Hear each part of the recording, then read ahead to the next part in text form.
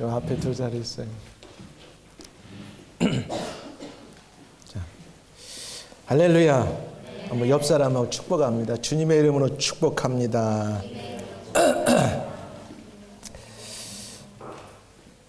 정말 그렇죠?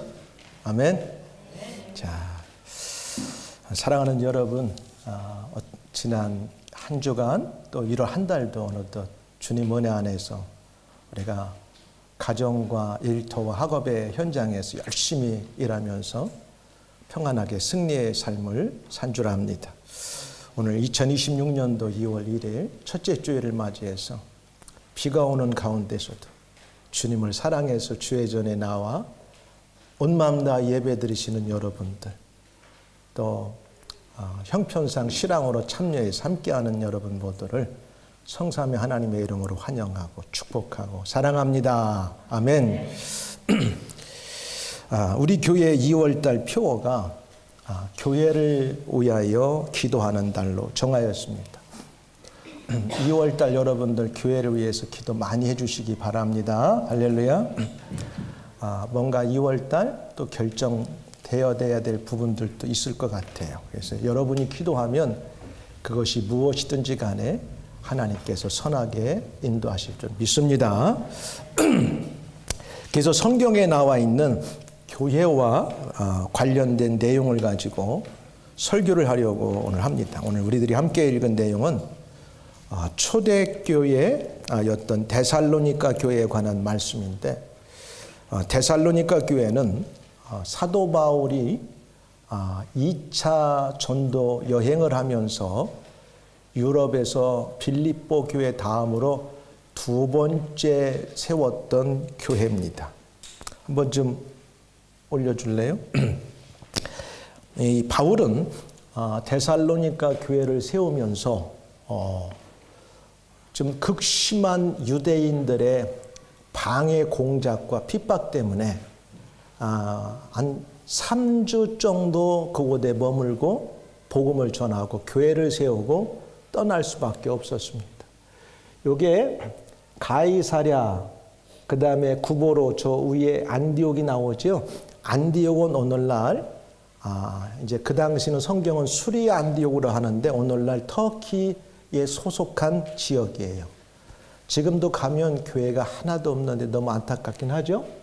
자, 거기로 해가지고 쭉 가서 어디로 갔냐면 아볼로니아를 거쳐가지고 저 위에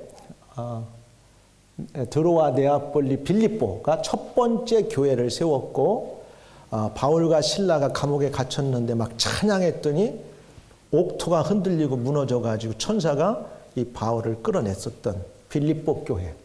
그 다음에 거기서 암비볼리, 그 다음에 아볼로니아, 그 위에 데살로니가가 나와요. 거기에서 이제 두 번째 바울과 실라와 디모데가 복음을 3주 정도 머무르면서 증거하였고 교회가 세워졌어요. 그리고 그 바로 왼쪽이 베레아가 나와요. 됐습니다.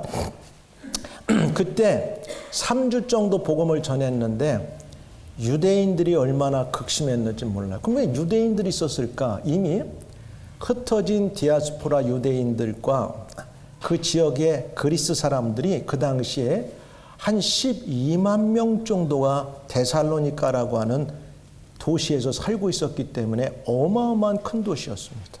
그 당시에.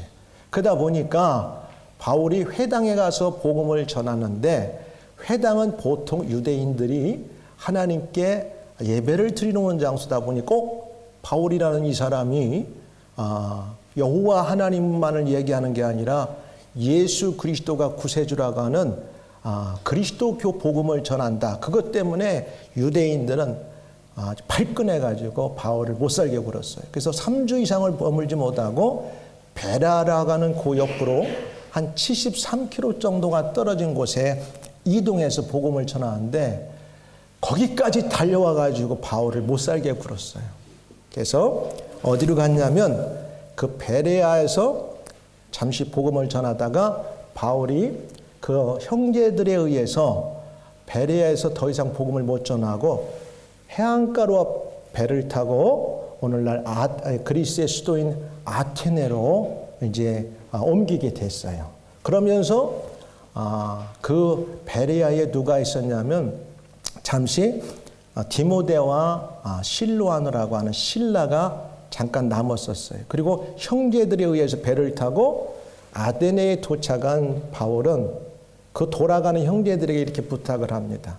너희들이 돌아가걸랑 베레아로 빨리 가서 나와 함께 복음을 전하는데 동행했던 실로아노, 신라와 디모데를 빨리 나에게 보내다오. 그래서 아마 한 2주 정도, 길게 잡아서 2주 정도 걸려서 디모데와 함께 했던 실로아노가 아테네에 바울과 합류했던 것으로 우리가 성경을 볼 수가 있어요.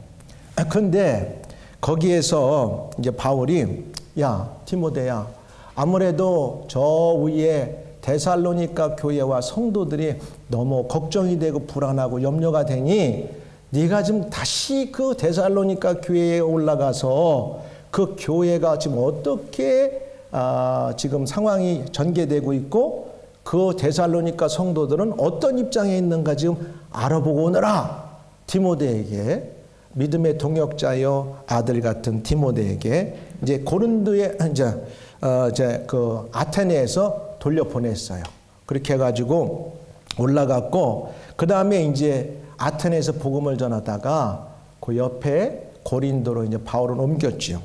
옮겨 있는데 데살로니로 올라가 있다가 그 모든 소식을 듣고 고린도에 머물고 있는 바울에게 와서 데살로니가 교회가 지금 상황이 이렇고 이렇습니다를 바울에게 고백하니까 바울이 너무너무 감격하고 기쁘고, 그러면서도 어떻게 보면 신생아 같은 얼마 되지 않은 데살로니가 교회 성도들에게 고마움도 있고 감사도 있지만 염려와 걱정과 불안이 있어요.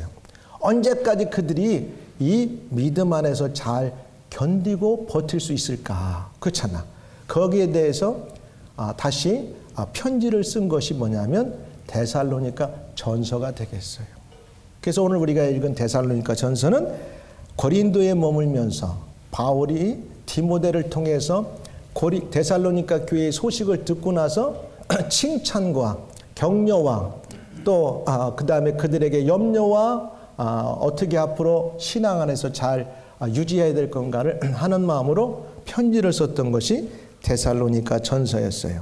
이와 같이 데살로니가 교회에 세워진 얼마 되지 않았지만 별로 책망할 것이 없고 칭찬과 감사의 조건이 넘치는 모범적이요 은혜스러운 교회가 바로 데살로니가 교회로 성경에서 묘사되고 있습니다. 어떤 면에서 이러한 칭찬을 받았는지, 교회 위에 기도하는 달을 맞은 우리 런던 예수비전 교회도 바울이 데살로니가 교회를 칭찬했던 것처럼 우리 주님이 이와 같이 우리 교회도 칭찬하고, 그 교회를 칭찬한다는 건 건물을 칭찬하는 게 아니라 그 교회 구성원들을 칭찬하는 거하고 똑같아요. 그렇다면 우리 런던 예수비전 교회에 몸을 담고 공동체를 이루고 있는 저와 여러분들이 주님이 보실 때에 바울이 봤던 것처럼 정말 칭찬할 만하고 또 위로가 되고, 그러면서도 그 신앙을 유지하기 위해서 고군분투하는 그 모습을 봤을 때 때로는 안쓰럽기도 하고 어떻게 보면은 어떻게 할까 안타까워하는 이러한 그런 마음을 주님이 우리를 향해 갖고 계실까, 이런 면에서 모범적인 교회와 성도 또는 그리스도인이라는 제목으로 오늘 말씀을 전합니다. 성령님의 음성을 듣고 우리 교회가 기도해야 되는데 교회와 성도들 모두가 오늘 데살로니가 교회에 나와 있는 이 모습처럼 모범적인 교회 성도들이 되기를 말씀을 듣는 가운데 결단하는 은혜의 시간 되기를 주의 이름으로 축복합니다. 제가 좀 이게 눈이 오늘 조금 불편한 것 같아요. 그래서 여러분들 좀 제가 잘 초점이 안 보이는데 어쨌든 오늘 우리가 함께 읽은 이 내용을 가지고 보통은 제가 세 대지로 이야기하는데 오늘은 조금 많게 1절부터 8절까지 여러 개를 쫙 나열하면서 쉽게 설명할 건데 여러분이 그 중에 다 기억 못해도 저것만큼은 내가 갖고 내 마음속에 새기고 내가 그 말씀 붙들고 살리라, 이런 결단하는 은혜가 있기를 주 여러분 축복합니다. 첫 번째, 이 데살로니가 교회와 성도들이 사도 바울로부터 모범적이라고 칭찬과 또 격려와 그들을 어떻게 보면 또 그러기 때문에 그들을 아끼는 마음으로 위로와 안쓰러웠던 마음을 가졌던 그런 데는 첫 번째 보니까 1절에 이렇게 말하고 있어요. 바울과 실로아노와, 이걸 다른 말로 또 표현하면 짧게 실라라고 말해요. 바울과 실라 이렇게 나오죠. 사도행전은.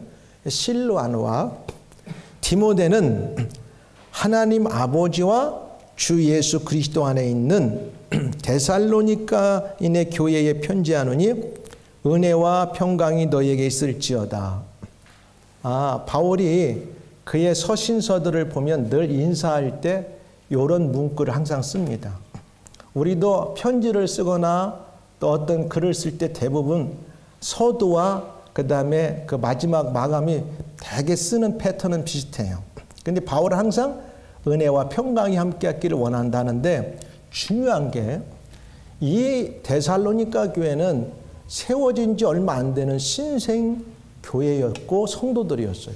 그런데 놀라운 사실은 바울은 뭐라고 그들을 이야기하고 칭찬하고 있냐면 하나님 아버지와 주 예수 그리스도 안에 있는 성도들이라고 그들을 지칭하고 있어요.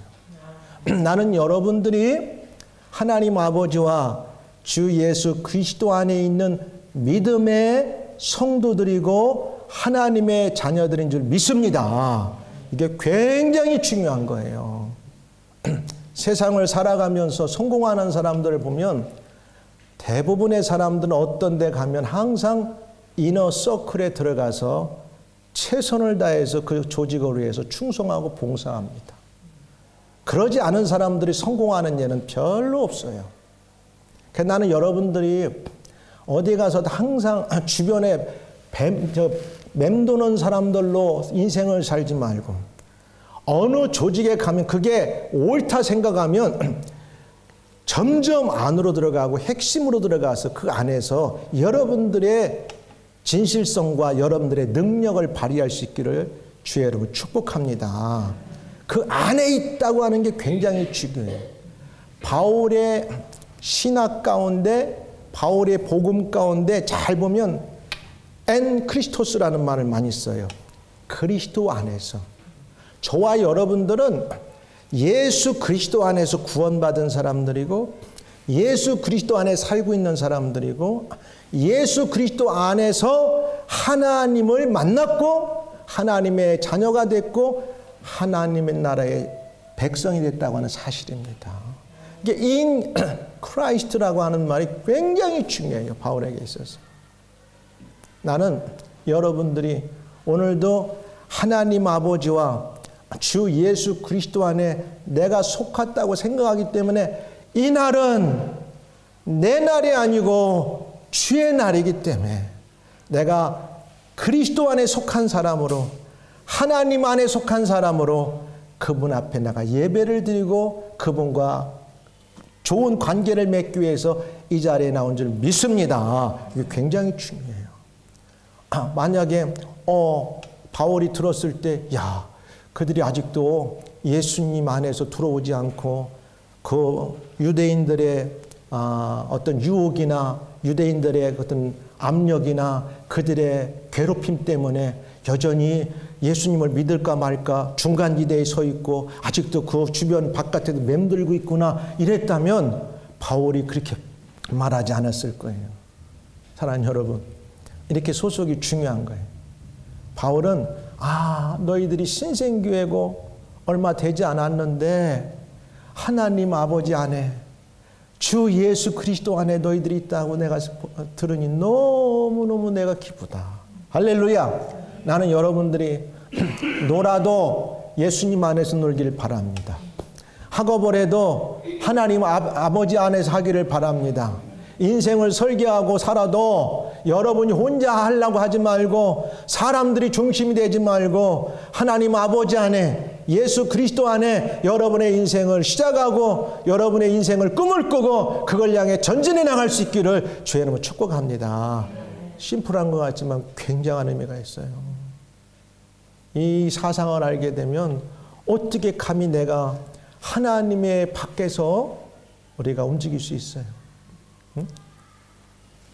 이 짧은 말이지만 바울은 이것 때문에 그들을 인정하고 감사했다는 거예요. 1절에.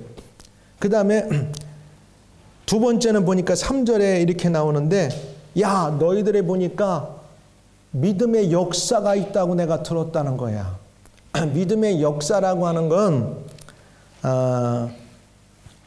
다른 표현으로 말하면 여러분이 믿음으로 행하고 있다고 하는 소식을 내가 들었습니다. 이 말이에요.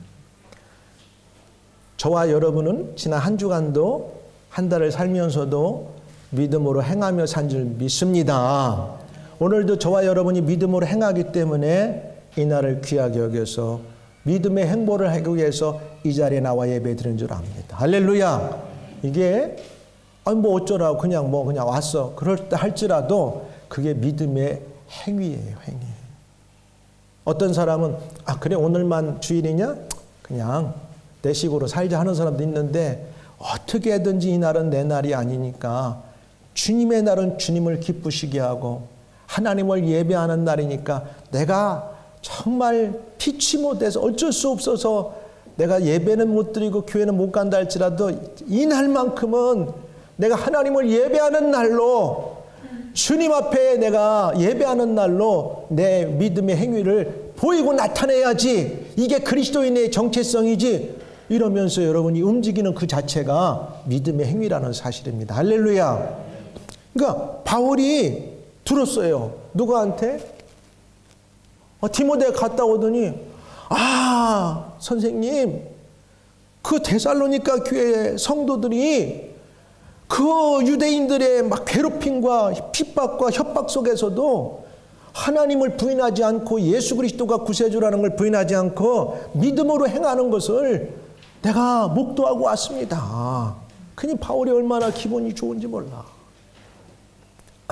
아마 저는 바울 같지는 100%는 안 할지라도 목회를 하는 목사로서 여러분들 가운데 믿음으로 행하고 사는 걸 보면 얼마나 기분이 멋지고 좋은지 몰라요. 참 저 사람 보면 하나님이 사랑하는 사람이구나. 믿음의 행위. 그래서 믿음이란 딴 거 아니에요. 믿음이란 딴 게 아니야. 하나님을 기쁘시게 하는 거예요. 그러니까 사람을 기쁘게 할래? 하나님을 기쁘게 할래? 할 때 하나님을 기쁘게 하는 게 믿음이야. 믿음. 너무 심플해요. 그래서 예수님은 평생을 살면서 자기 뜻대로 하지 않고 사람을 기분 좋게 하는 게 아니라 때로는 사람과의 좀 생각이 안 맞고 그래도 항상 하나님을 생각하고 하나님을 기쁘시게 하는 결정으로 가졌고 그렇게 사셨어요. 사도 바울도 그랬습니다. 믿음의 행위는 딴 거 아닙니다. 하나님을 기쁘시게 하는 겁니다. 할렐루야. 그래서 히브리서에 이렇게 나오잖아요. 믿음이 없이는 하나님을 기쁘시게 못한다. 교회를 오래 다니면 믿음이 성숙해질 수 있어요. 그리고 믿음이 더 강하고 좀 표현하면 그렇지만 클 수 있어요. 그러나 꼭 그런 건 아닌 것이 오늘 드러날 수 있어요. 예수 안에 서 있고 하나님 아버지 안에 서 있기만 하면 믿음의 연조가 짧아도 믿음으로 하나님을 기쁘시게 하고 행동으로 그걸 보여준다는 사실이에요. 그래서 바울은 그렇게 말해요. 너희의 믿음의 역사가 있구나. 너희들이 믿음으로 행하고 있구나. 내가 그걸 들으니 너무너무 나 기뻤다. 이렇게. 나는 우리 성도들이 살면서 믿음으로 행하며 믿음의 선택을 늘 매 순간 하기를 주의 이름으로 축원합니다. 믿음의 선택이라고 하는 건 나보다도 하나님을 기쁘시게 하는 선택을 하라는 말씀이에요. 예수님이면 어떻게 이 순간 선택을 했을까? 그러면 답이 나와요. 여러분, 인생을 살면서 뭐가 정답이고 뭐가 믿음이고 뭐가 믿음이 아닌가는 딴 거 없어요. 이 상황에 하나님이 무엇을 내게 원하는가 그렇게 선택하시면 믿음이야.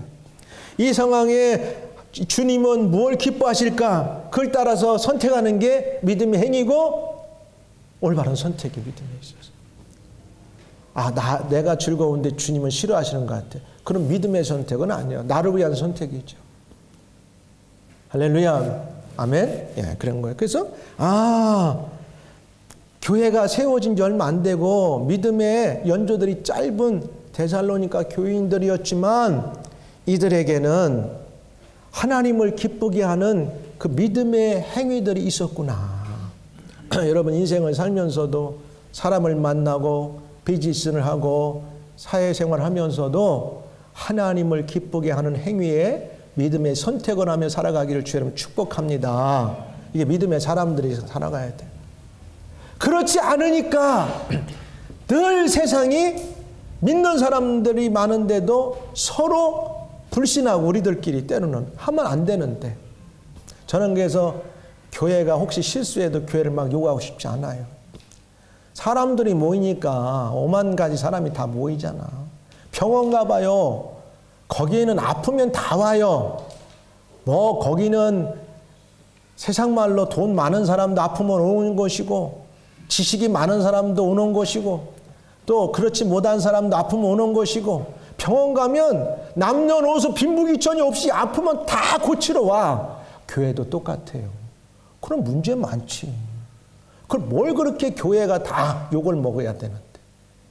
그 욕하지 말고 내가 믿음의 선택을 해야 될 때 믿음의 선택을 할 수 있는 사람들이 되기를 주님 축복합니다. 그러면 나 때문에 교회가 정화되고 우리 때문에 교회가 멋있게 바뀌는 거예요. 할렐루야.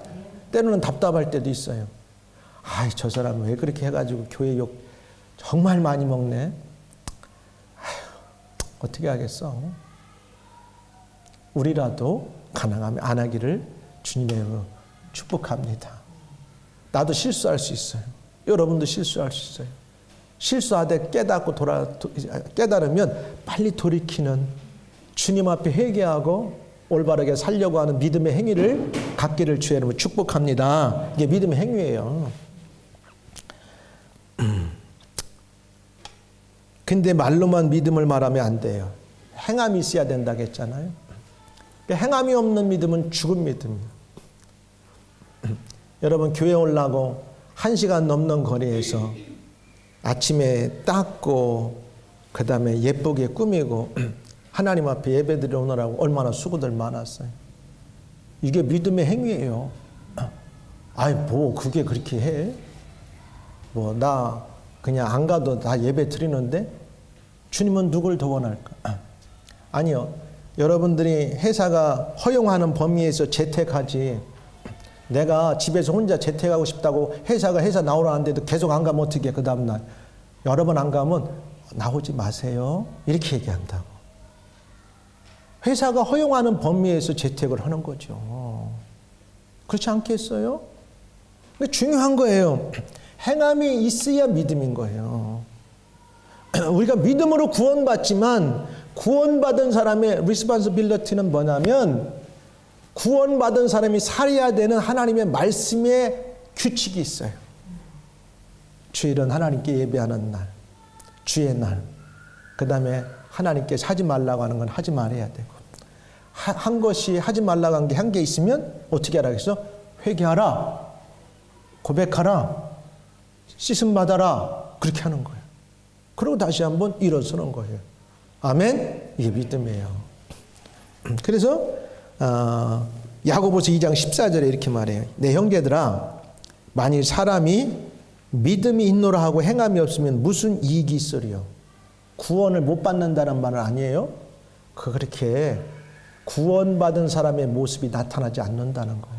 그래서 때로는 크리스찬이라고 하는 사람이 욕을 바가지로 먹는 거야. 그 다음에 교회가 욕을 먹을 수 있어요. 왜? 그런 사람들이 같이 모여 있기 때문에 그럴 수 있어요. 행해야 돼요. 그 믿음이 능히 자기를 구원하겠느냐? 그러니까 믿음이 있다고 하면 행함도 따라오는 것이 정상이라는 거예요. 이와 같이 행함이 없는 믿음은 그 자체가 죽은 것이니라. 영혼 없는 몸이 죽은 것 같이 행함이 없는 믿음은 죽은 것이니라. 이렇게 말해요. 그러면서 또 말하기는, 야, 데살로니가 교회가 믿음의 행함뿐 아니라, 야, 그 행하는 그 모습 가운데 뭐가 나타나냐면 서로 사랑의 수고가 있더라는 거예요. 여러분, 초대교회 성도들은 굉장히 시달렸어요. 더군다나 유대인들로부터, 그러니까 여기 보면은 다 이방인들만 있는 게 아니라 유대 그리스도인들이 꽤 많아요. 회당에서 복음을 들었기 때문에. 그 회당을 온다는 것은 대부분 유대인들이었던 거예요. 많은 사람들이. 그리고 일부 유대교로 개종했던 사람들이나 또 일부는 그냥 이방인들이었을 거예요. 그러면 그 같은 공동체에 있다가 어느 날 나는 예수님 믿는 것 때문에 이제 생각이 달라지면 기존에 있던 다른 그 공동체 구성원들로부터 엄청나게 시달리고, 지금도 유대인들은 보세요.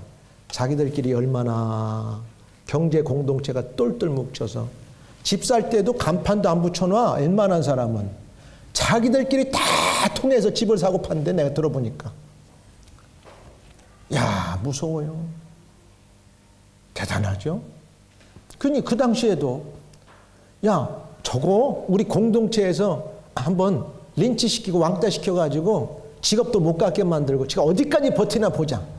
만약에 직업도 안 주고 우리가 저를 만약에 린치하고 그 다음에 불링하면 돌아오겠지. 그래서 실제 히브리서에 그런 말들이 나와요. 야, 이거 언제까지 우리가 이렇게 피해를 보고 힘들어야 돼. 예수님 빨리 온다겠는데 올 것은 안 보이니까 그냥 다시 유대교로 돌아갈까? 그때에 그러지 마라. 그러면서 히브리서에서 복음이 전개되거든요. 똑같은 거예요. 여기서도.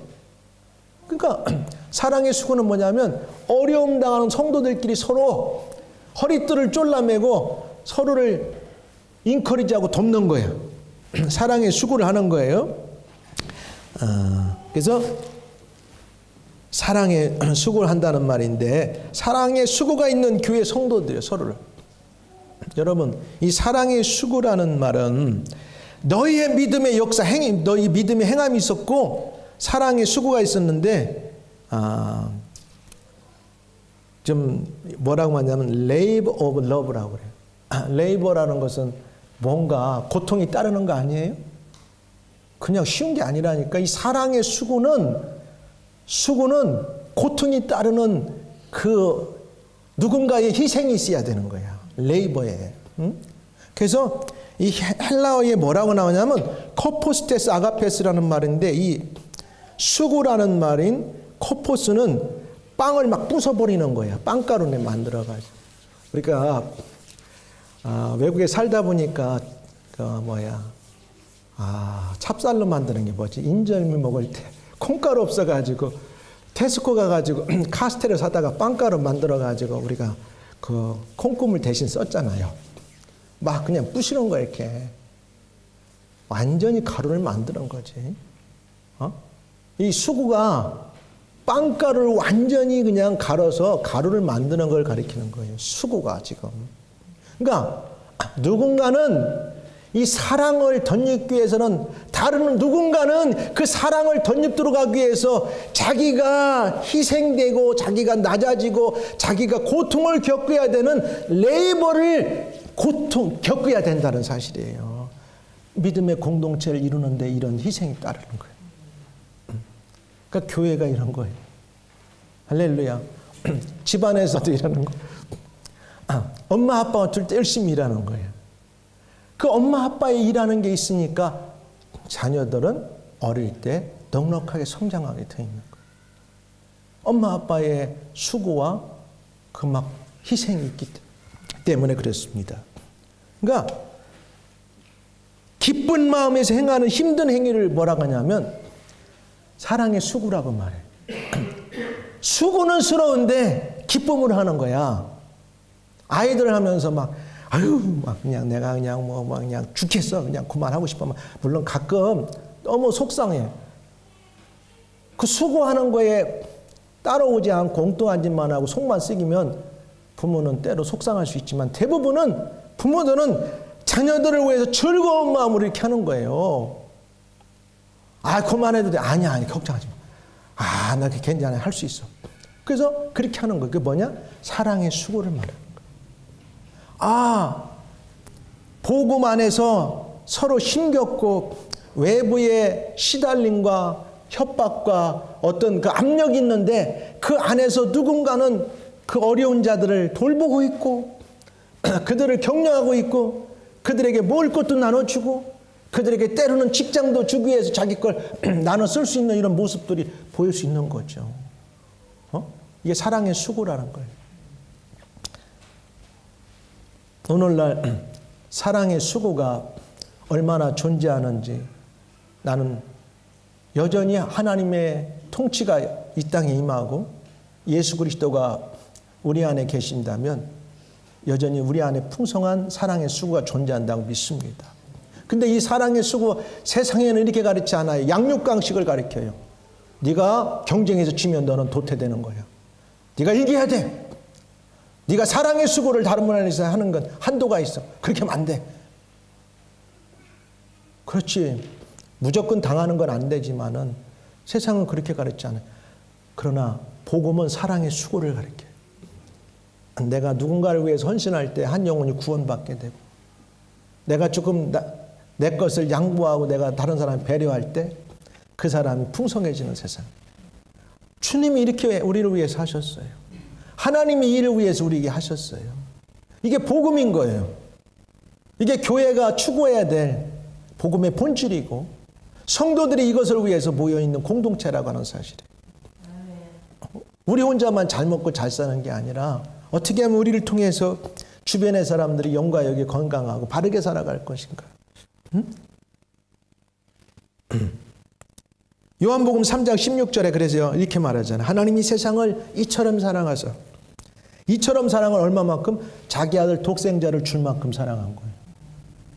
독생자를 줄 만큼인 것은 너무 다른 말로 표현하면 너무너무 아플 만큼 사랑한 거예요. 자기 하나밖에 없는 아들을 다른 죄인들 아무 관계없는 사람들을 그들을 살리기 위해서 자기 아들을 그들을 위해서 주었다? 이것은 엄청난 사랑의 수고예요. 사랑의 수고. 요한일서 3장 18절에도 이렇게 말해요. 자녀들아 우리가 말과 혀로만 사랑하지 말고 오직 행함과 진실함으로 하자. 그 다음에 누가복음 10장 25절 37절에 보니까 선한 사마리아 굿 사마리탄이 나와요.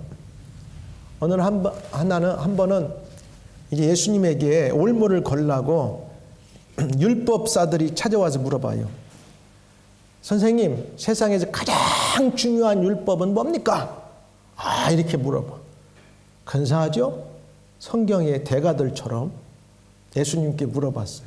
그러니까 예수님이 탁 두 가지로 추격하겠지만 오히려는 하나님을 온전히 사랑하고 세상으로 옆으로는 내 이웃을 내 몸같이 사랑하라. 이렇게 말해요. 두 가지로 딱 요약해버렸어요. 그러니까 그럼 내 이웃이 누굽니까? 이제 물어볼 거 아니에요. 예수님이 설명을 하세요. 얘들아, 어떤 한 사람이 예루살렘에서 여리고로 내려가는데 강도를 만나서 거반 죽을 만큼 마저 쓰러져서 자기의 모든 걸 다 도적질 당하고 쓰러져 있었다. 근데 그 옆으로 세 사람이 지나가는 거예요. 한 사람은 제사장, 거룩한 하나님의 율법을 맡은 제사장이고 두 번째는 레위인이야. 레위인도 상당히 구별받은 사람들이야. 그러니까 이 사람들 생각에는 저 사람이 죽었나 안 죽었나 살펴보다 혹시 죽었으면 부정한 시신을 만졌으니까 부정한 거야. 그 생각하니까 살았는지도 확인도 안 해보고 그냥 지나가 버리는 거예요. 근데 세 번째는 사마리아인이 지나가는데 가서 들척거려 보니까 아직 거반 죽어가는데 아직 살아있어.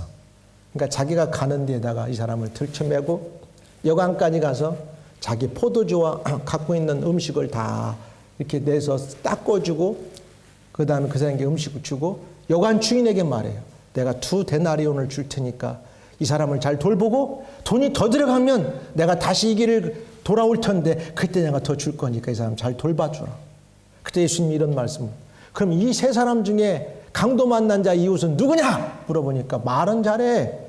세 번째 사마리아인입니다. 그렇게 경멸하는 사마리아인이 이 강도 만난 자의 최고의 이웃이 되는 거예요. 사랑하는 여러분, 오늘 우리 곁에 때로는 우리가 한번 밥을 사줘야 될 사람이 있을 수도 있어요. 커피를 한번 사줘야 될 사람이 있을 수 있어요. 우리의 따뜻한 말 한마디가 필요할 수 있는 사람이 있을 수 있어요. 우리의 또 가진 여러 가지 것들을 좀 함께 시어링하고 나누면서 만남을 가져야 될 사람이 있을 수 있어요. 이런 여러 다양한 속에서 우리는 사랑의 수고를 실천할 수 있다는 사실입니다. 할렐루야. 그리고 네 번째 보니까 소망의 인내가 있는 교회였단 말이야. 왜 소망이 중요하냐? 여러분, 아무리 어려운 일이 있어도 그래, 요거 하나만 끝나면 그 다음에는 끝이 보여. 그러면 그 다음에 소망이 있어, 희망이 있어. 그러면 절대 중도 포기하지 않아요. 야, 언제까지 이 자기들에게 밀려오는 외부의 압력이나 그 다음에 그런 뭐랄까 차가운 그런 어떤 그 행동들이 끝날까? 알지 못하는 여전히 이렇게 오리무중인 그들에게 그래도 예수님 붙들어야지. 예수님 우리의 소망이지. 그 믿음을 붙들고 있다고 하는 사실을 들은 거예요. 사랑하는 여러분, 내일 일은 우리 아무도 몰라요. 그러나 여러분들이 계획하는 건 있죠. 내일도 내가 이렇게 살아야 되겠다. 내가 2월 한 달도 이렇게 살아야 되겠다. 올 2026년 남은 한 11개월 이렇게 살아야 되겠다. 우리의 나름대로 플랜도 있고 계획이 있지만 그 걸음을 인도하시는 분 누구시냐면 여호와십니다. 하나님이시고 예수님이세요.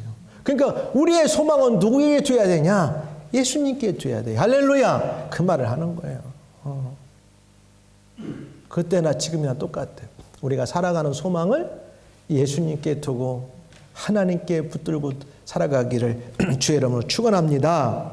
그러니까 이 사람들도 그래, 어차피 예수님 믿는 거, 우리가 구원받은 거 좀 현실적으로 우리에게 다가오는 여러 어려운 일들이 있지만 예수님 꼭 붙들고 예수님만이 우리의 소망이시니까, 하나님만이 우리의 소망이니까 붙들고 가자! 이렇게 했다는 거예요. 그래서 히브리서 10장 23절에도 이렇게 나와요.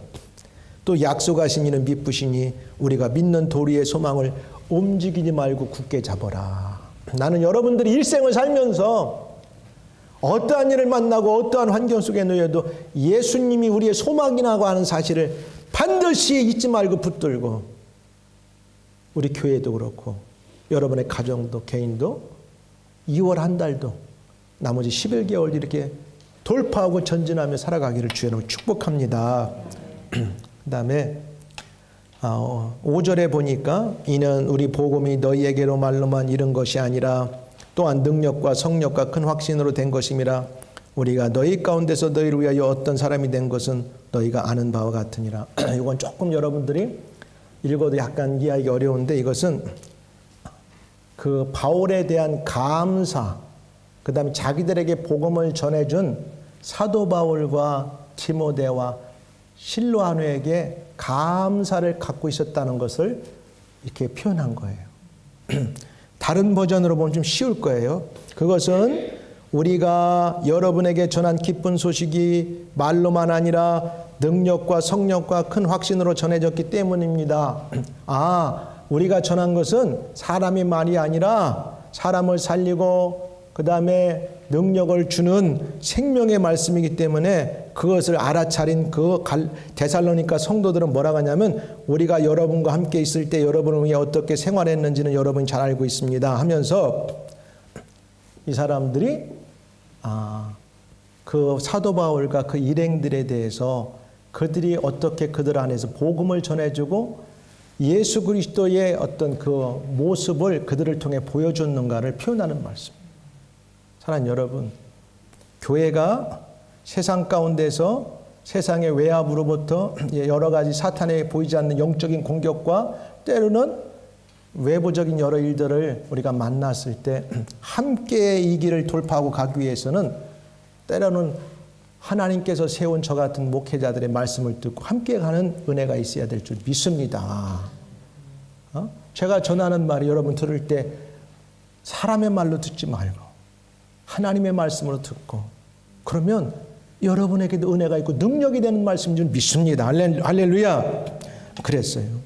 그 말을 하는 거예요. 그래서 이 사람들은 적어도 복음을 전해준 바울과 그의 일행들에 대한 깊은 감사를 느낄 수 있는 교회고 성도들이었다고 하는 사실이에요.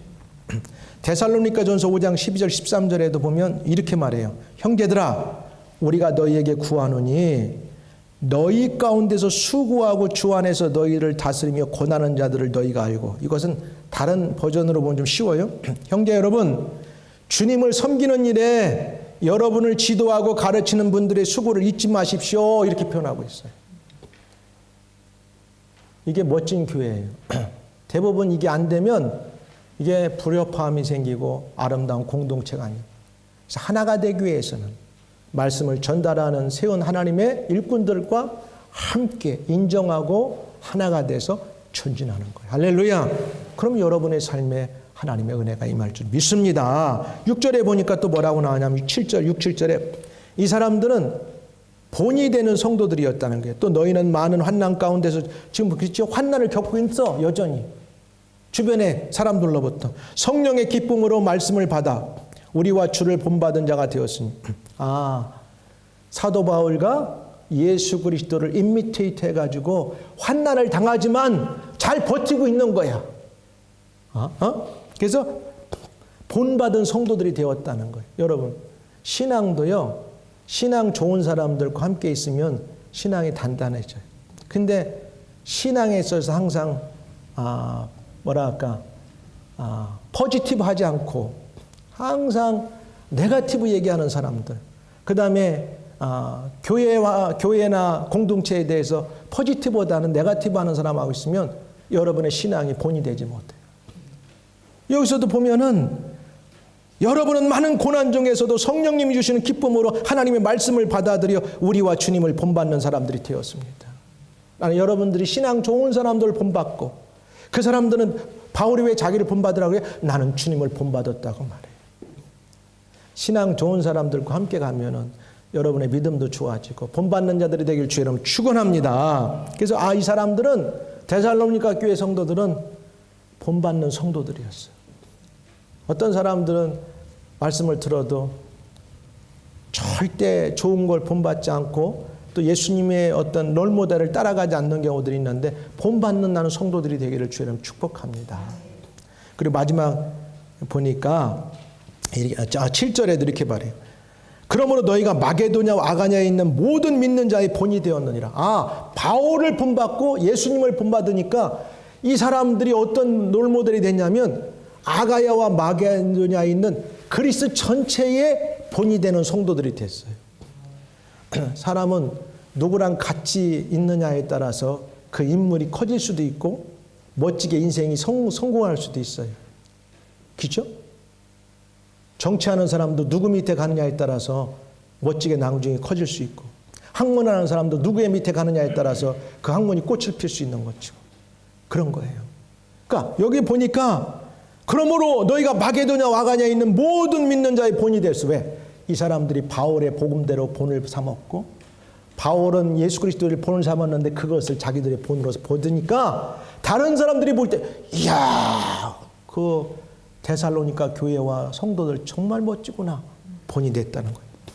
마지막 8절에 보니까요, 이렇게 말해요. 하나님과 예수님을 잘 믿는 성도들이 소문난 교회가 됐어요.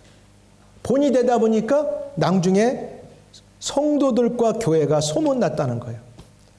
주의 말씀이 너희에게로부터 마게도냐와 아가야에만 들릴 뿐 아니라 하나님을 향하는 너희의 믿음의 소문이 각처에 퍼졌으므로 우리는 아무 말도 할 것이 없노라. 더 이상 내가 바랄 게 없어.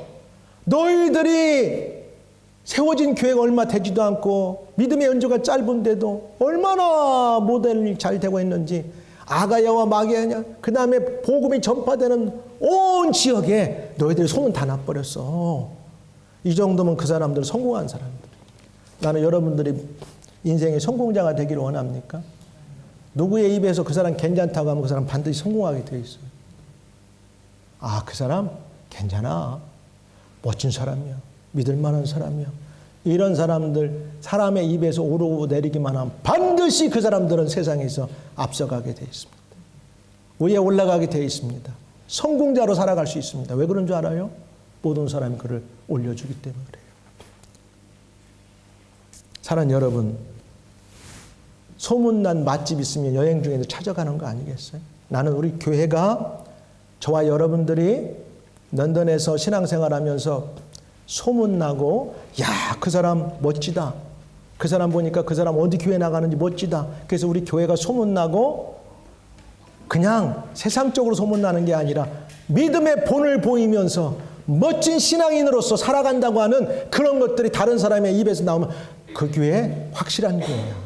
그 교회 그냥 사람들이 와 왔다 가고 그런 게 아니라 그 교회는 정말 멋있는 교회야. 그 교회 성도들은 주님을 본받고 복음 안에서 살아가는 멋진 성도들이 있는 공동체야. 이런 사람들의 입에서 전해지고 전해지는 이런 모범적인 교회 성도들이 되기를 주의 이름으로 축복합니다. 그러면 하나님께서 여러분의 인생도 이렇게 멋진 인생으로 만들 줄 믿습니다. 한 주간도 한 달 동안도 이런 믿음의 삶을 살아가는 우리 교회, 우리 성도들의 가정 여러분 모두가 되기를 주의 이름으로 축복합니다.